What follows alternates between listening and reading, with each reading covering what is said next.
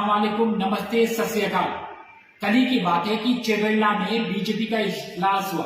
इजलास में अमित शाह हिंदुस्तान के होम मिनिस्टर ने कहा कि अगर से 2023 के इंतखाबात में रियासत तेलंगाना में बीजेपी की हुकूमत आएंगी तो बीजेपी मुस्लिम रिजर्वेशन जो 4% है उसको रद्द कर देंगी, खारिज कर देंगी।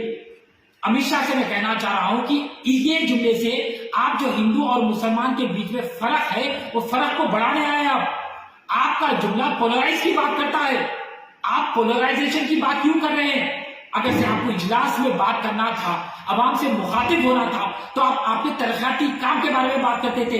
अगर से आपकी हुकूमत आएंगी तो आप स्पेशल पैकेज देंगे बोल के राह अमल के बारे में बात करते थे, पर आपने बात नहीं किया। आपने हिंदू मुसलमान की बात किया। उसके बाद आपने क्या कहा कि एम्बेसडर का शेयरिंग एमआईएम के हाथ में। अगर से वाकई में एमआईएम के हाथ में एम्बेसडर का शेयरिंग रहता था तो 12% तहफुजात हमें मिल जाता था, वक्फ बोर्ड को जुडिशियल पर हमें मिल जाता था, नौकरी हमें मिल जाती थी। पर ऐसा कुछ नहीं है। आप सिर्फ आवाम को गुमराह करना चाह रहे, हिंदुत्व का जहर उगलने आया। अमित शाह याद रखो, आपके हथकंडे अच्छी तरीके से हमें मालूम हो गया। अरे बीजेपी का उत्तर प्रदेश में एक भी मुसलमान को टिकट दी, कर्नाटका में अब जो इंतखाबात हो रहा उसमें एक टिकट दे रही क्या? हर वक्त खाली हिंदू मुसलमान की बात करते हैं। 2019 में एमपी इलेक्शन में क्या मुसलमान को एक भी टिकट मिला बीजेपी की जानिब से? आज हुकूमत में एक भी रुकन बता दो जो मुसलमान है बीजेपी की हुकूमत में, कोई नहीं है। क्योंकि हिंदुस्तान में आप पोलराइज कर रहे हैं। क्या मुसलमान को आप क्या समझ रहे हैं? क्या मुसलमान इस मिट्टी का एक हिस्सा नहीं है? क्या मुसलमान का आधार कार्ड कुछ अलग है, वोटर आईडी कार्ड अलग है, नेशनल एंथम अलग है, झंडा अलग है? क्या मुसलमान इस मुल्क के लिए अपनी कुर्बानी नहीं पेश करा?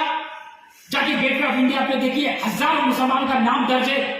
आजादी की लड़ाई में जिसने हिस्सा लिया और सूली पे चढ़ गए, अपने जानो माल की कुर्बानी किया, और आप आज मुसलमानों को दूसरे दर्जे का शहरी मान रहे हैं और आप तहफुजात छीनना चाह रहे हैं। आपको क्या सच्चा कमेटी की रिपोर्ट नहीं मालूम, रंगानाथन मिश्रा की रिपोर्ट नहीं मालूम, पीएस किशन की रिपोर्ट नहीं मालूम, सुधीर कमीशन की रिपोर्ट नहीं मालूम, बीसी कमीशन की रिपोर्ट नहीं मालूम कि मुसलमान socially, economically, educationally, financially backward है।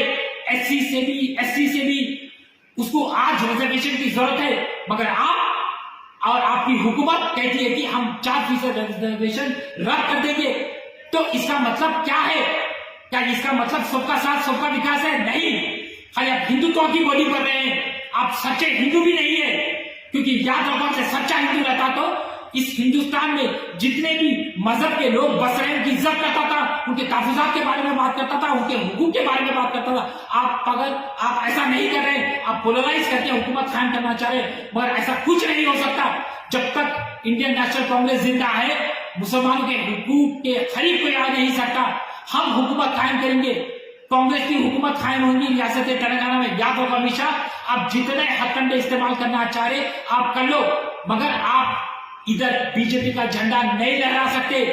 हर वक्त आप पोलराइज की बात करते हैं, हिंदू मुसलमान के झगड़ों की बात करते हैं। अगर से वाकई में आपको ये इजलास में बात करना था, राय अमल की बात करना था, तेलंगाना में स्पेशल पैकेज की बात करना था, स्कीम्स की बात करना था, मगर आपने कोई स्कीम्स की बारे में बात नहीं करा, प्राइस इन्फ्लेशन की बात नहीं किया आपने।